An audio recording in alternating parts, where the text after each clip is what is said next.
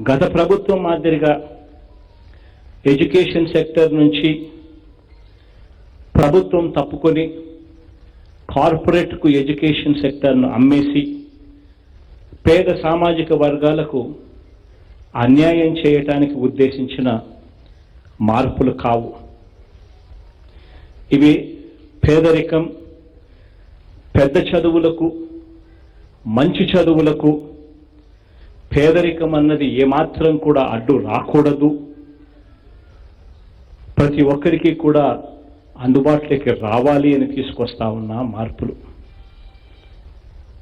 ఇవి గతంలో మాదిరిగా కార్పొరేట్ రంగంతో కుమ్మక్కైపోయి ఇంగ్లీష్ మీడియంను, క్వాలిటీ ఎడ్యుకేషన్ను పేదలకు దూరం అయ్యేలా గత ప్రభుత్వం చేసిన మార్పుల వంటి మార్పులు కావు.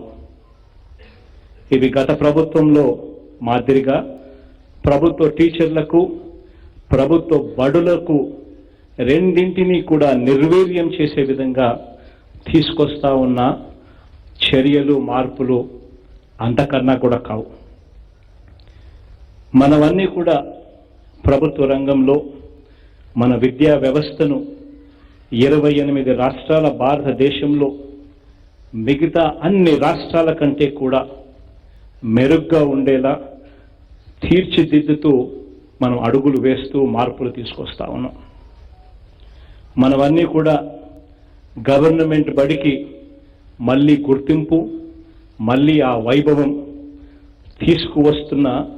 తీసుకురావాలన్న తపనతో చేస్తా ఉన్న మార్పులు.